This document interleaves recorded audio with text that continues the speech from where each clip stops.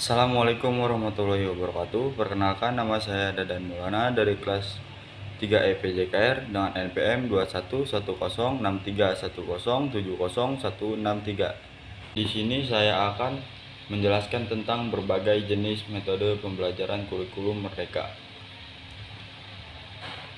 Metode pembelajaran kurikulum merdeka di tahun 2022, kondisi negeri semakin membaik pasca pandemi, sehingga mau tak mau dunia pendidikan harus segera beranjak dari keterpurukan dan berbagai fenomena learning loss.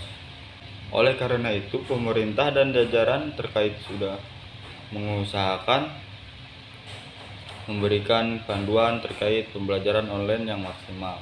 Namun daya serap siswa terhadap pembelajaran tidak sama dengan daya resapan saat pembelajaran luring. Oleh karena itu, penting bagi sebagian besar pendidik untuk melakukan olah metode dan strategi pembelajaran di kelas agar suasana kelas semakin menarik, apalagi di tahun ini. Kemungkinan sebagian besar satuan pendidikan sudah akan menerapkan kurikulum merdeka, sehingga penting untuk mengenal berbagai metode pembelajaran kurikulum merdeka. Metode pembelajaran active learning. Metode pertama yang akan diulas yakni metode active learning. Dari penamaannya saja sudah dapat diketahui bahwa konsep yang diusung yakni menjadikan peserta didik lebih aktif dalam belajar.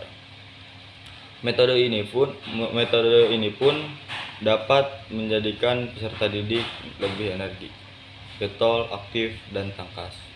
Sederhananya, ingin menjadikan peserta didik menjadi seorang dengan jargon sat set wat wat. Serangkaian proses yang mewadahi metode ini yakni dari proses pemikiran sesuatu, kemudian mendiskusikan, lalu menginvestigasi, dan akhirnya akan menciptakan sesuatu. Keseluruhan proses ini akan berjalan pada saat penerapannya di kelas. Terdapat beberapa manfaat yang akan para guru dapatkan jika menerapkan metode active learning.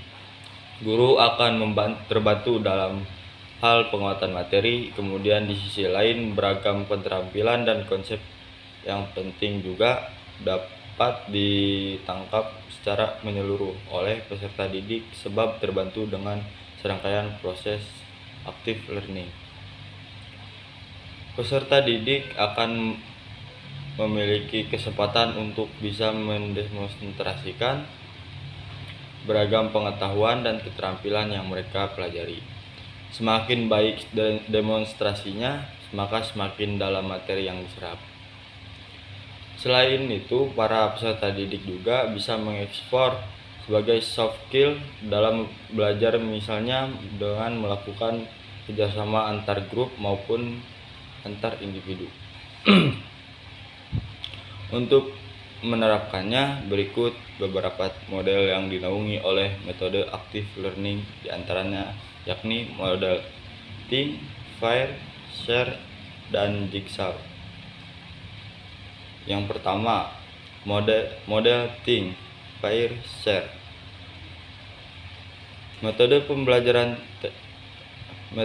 pembelajaran think, fire, share pertama kali diimplementasikan oleh Mr. Frank Lehman, salah satu sivitas akademika di Universitas Maryland.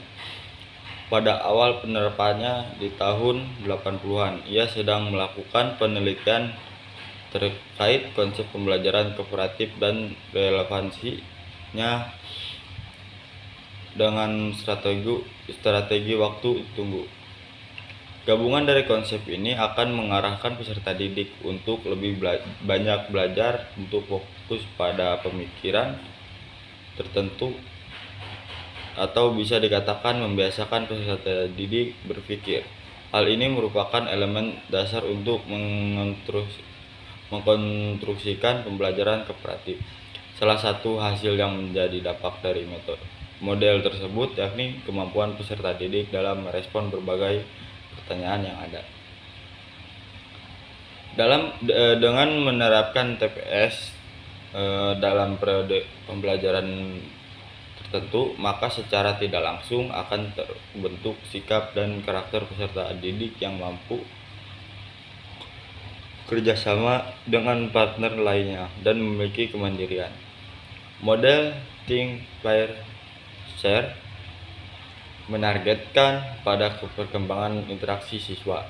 Dengan demikian, semangat dan rasa keingintahuan peserta didik terhadap konten pembelajaran bertambah. Sintaks sederhana pada mode dari menyajikan konten materi secara klasik, kemudian guru akan memasangkan para peserta didik agar mereka bisa melakukan kerjasama. Pada saat melakukan kerjasama, tentu akan banyak diskusi yang mereka lakukan. Setelah melakukan banyak diskusi, kemudian antara peserta didik dapat saling mendemonstrasikan hasil diskusi mereka. 2. Model pembelajaran jigsaw. Model lainnya yang bisa menjadi preferensi yakni model pembelajaran jigsaw. Berdasarkan salah satu pakar pendidikan, Majid menyatakan bahwa model belajar jigsaw merupakan model belajar kooperatif karena dapat menjadikan peserta didik dengan berbagai latar belakang dapat memiliki atmosfer belajar yang penuh pandangan positif dan bertanggung jawab.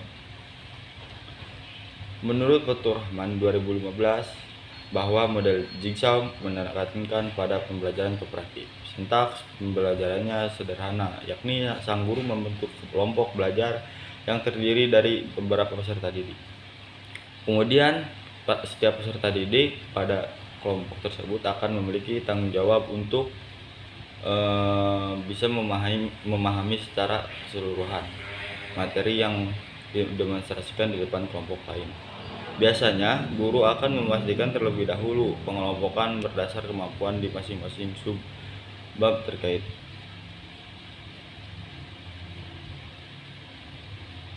Setelah pembagian kelompok tersebut, guru akan memberikan waktu untuk bisa mendiskusikan terkait pertanyaan yang sudah disediakan oleh para guru.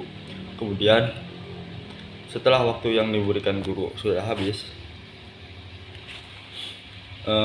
maka sang guru meminta peserta didik untuk bersiap dalam mempresentasikan hasil diskusinya. Yang ketiga, metode pembelajaran project based learning. Kemudian metode lainnya yakni metode pembelajaran project based learning atau disingkat jadi PBL, merupakan upaya pendekatan pembelajaran yang memberikan berbagai kesempatan siswa untuk dapat mengkaji dalam ilmu pengetahuan yang sudah diajarkan sekaligus mengembangkan kemampuan melalui upaya problem solving investigasi.